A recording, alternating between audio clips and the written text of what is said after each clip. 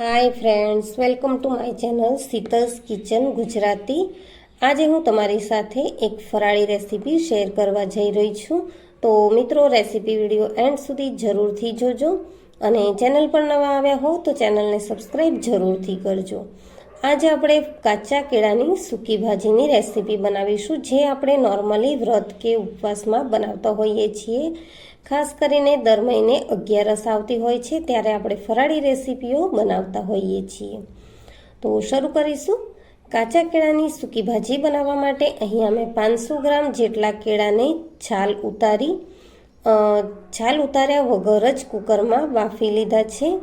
તો 3 વિસલ સુધી મેં અહીંયા બાફી લીધા છે અને કુકરને ઠંડુ થવા દીધા પછી જ મેં કેળાને બહાર કાઢ્યા છે।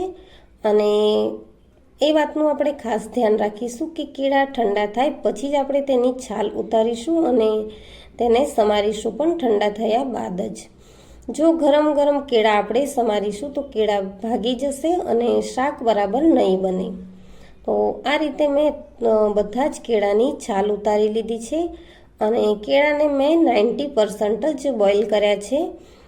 10% જેટલા આપણે જ્યારે શાક બનાવીશું ત્યારે થઈ જશે અને જો આપણે 100% જેટલા બાફી લઈશું તો શાક બનાવતી વખતે તે મેશ થઈ જશે અને શાકમાં મજા નહીં આવે। શાક બનાવવા માટે અહીંયા મેં કેળાના થોડા મોટા એવા ટુકડા કરી લીધા છે અને પેન ગરમ થઈ ગઈ છે તો 2 ચમચી જેટલું તેલ ઉમેરીશું।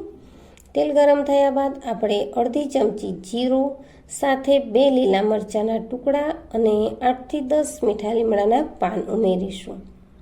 બધા જ વઘારને સારી રીતે સાતળી લેવાનો છે અને વઘાર સતળાઈ ગયા બાદ આપણે જે બાફીને સમારીને રાખ્યા હતા તે કેળા ઉમેરી લઈશું અને મસાલામાં આપણે સ્વાદ પ્રમાણે મીઠું, અડધી ચમચી લાલ મરચું પાવડર ઉમેરી લઈશું। ફરાળની રેસીપીઓમાં હળદર નથી વપરાતી। જો તમે ફરાળ સિવાય કેળાનું શાક બનાવતા હોય તો તમે તેમાં હળદર ઉમેરી શકો છો। કેળા સાથે મસાલાને સારી રીતે મિક્સ કરી લઈશું। તો મારે પેન થોડી મેં ચપટી લીધી છે તો ફેરવતા નથી ફાવતું, એટલા માટે હું આ રીતે ફેરવી રહી છું અને બધા જ મસાલા હવે સારી રીતે મિક્સ થઈ ગયા છે। તો શાકને થોડો ચટપટો એવો સ્વાદ આપવા માટે અહીંયા મેં ચપટી જેટલી ખાંડ અને ચપટી જેટલો આમચૂર પાવડર ઉમેર્યો છે, જેથી કરીને આપણી સૂકી ભાજી છે કેળાની તે ખાટી મીઠી બનીને રેડી થશે। આ રીતે બધા જ મસાલા આપણે જ્યારે ઉમેરીએ ત્યારે તેને મિક્સ કરતા જવાના છે અને 1 મિનિટ જેવું મેં ઢાંકી લીધું હતું।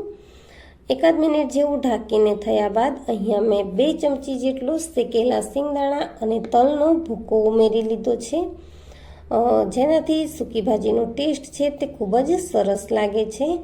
અને કલર માટે અહીંયા મેં થોડું એવું લાલ મરચું ઉમેર્યું છે। તો લગભગ આપણી સૂકી ભાજી બનીને રેડી થઈ ગઈ છે। હવે આપણે તેને સર્વિંગ પ્લેટમાં લઈ લઈશું। તો મિત્રો, તૈયાર છે કાચા કેળાની સૂકી ભાજી। જો રેસીપી વિડીયો ગમ્યો હોય તો વિડીયોને લાઇક કરજો, શેર કરજો અને મારા ચેનલને સબસ્ક્રાઈબ જરૂરથી કરજો। આવી જ નવી રેસીપીઓ માટે બેલ આઇકન બટનને પ્રેસ કરજો। Thank you for watching. Thank you.